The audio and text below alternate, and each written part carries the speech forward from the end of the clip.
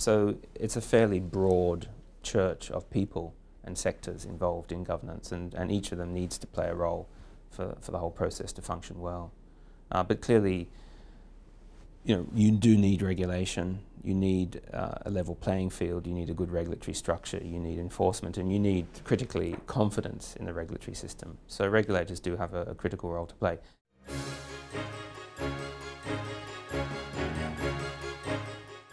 Regulators have to be there to ensure that there is a level playing field, right?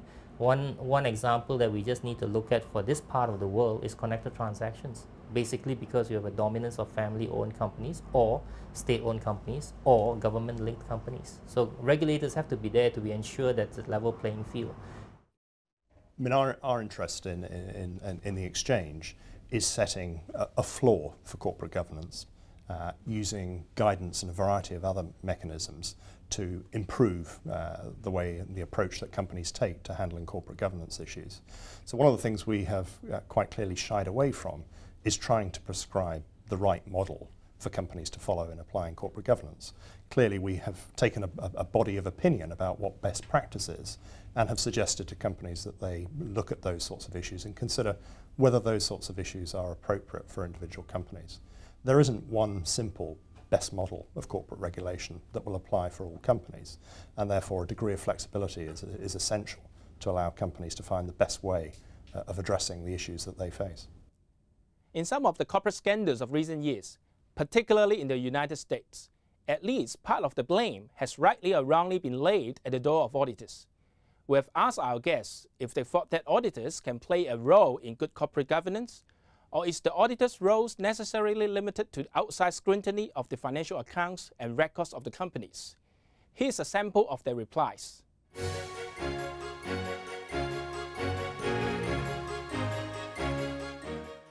I was the auditor myself about 25 years ago.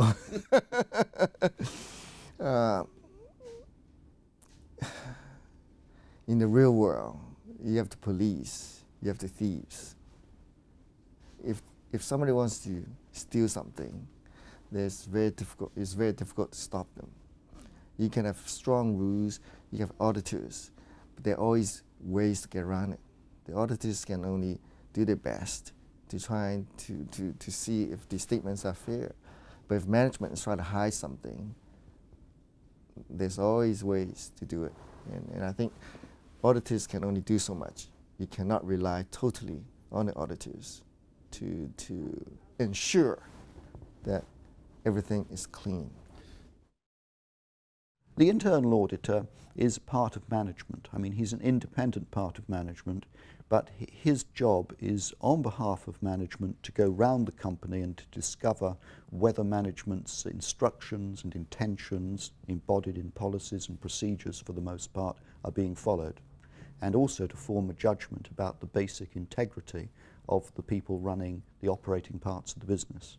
So he is part of management and primarily serves, I guess, the chief executive. But he also serves the audit committee and should have a direct line of reporting to the chairman of the audit committee and the committee in general, and should attend the meetings, in my view.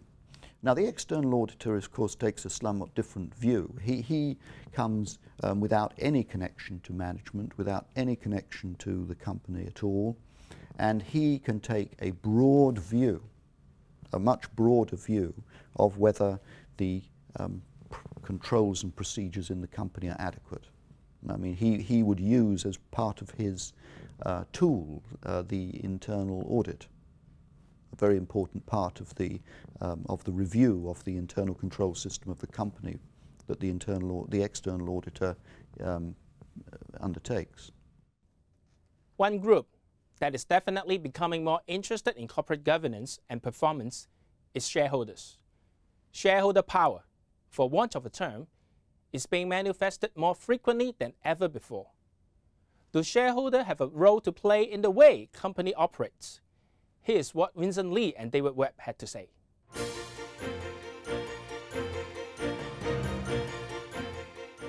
Shareholder can vote with their feet. If they see companies that do not have corporate governance, they should not buy the shares. And in fact, that is happening where we have a lot of funds, for example, overseas, who are extremely interested in this part of the world. They know the potential for Chinese companies, for example. They love to invest. They've got a tremendous amount of money, unbelievable amount of money, but they're scared. Why? Because of poor corporate governance. If there's a company that can demonstrate they have strong corporate governance with good ratings, for example, I'm sure they can get all the money they want. Shareholders are not just the recipients of corporate governance.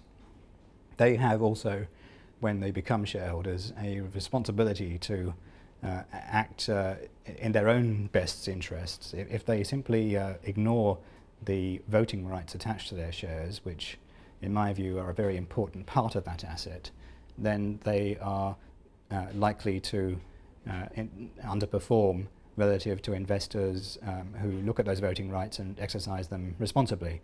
That means, for example, when a proposal is put forward by management, they should look at that proposal, question it subjectively and objectively, look at the qualitative and quantitative aspects of it, and then vote accordingly. There are often opportunities for shareholders to vote down proposals where they involve, for example, connected party transactions, acquisitions from a major shareholder or from a director. And if they fail to exercise their votes in those situations, they could lose value. At the other end of the spectrum from shareholders is senior management and directors, on whom shareholders rely to operate the business on their behalf and for their benefits. What is the role that senior management and directors should play in the effective operations and governance of their company? In the following, you will hear about directors, chairmen, CEOs, and a relatively new type of position on boards of directors, the independent non-executive directors. Let's listen to what our guests believe the role of senior management and directors should be.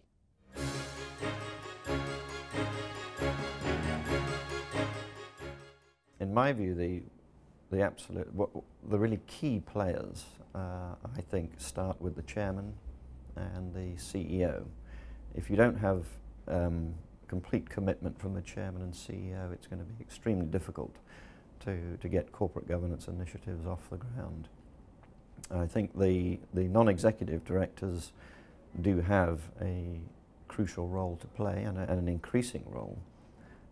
But if you're looking at it from the top down, I would say it's got to start with the very top of the senior management structure of chairman, especially if it's an executive chairman, even non-executive, it's still the same. It's got to be driven by the chairman and the CEO.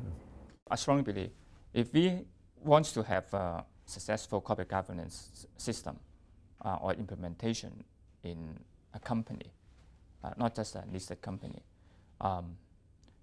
the involvement of management is very important.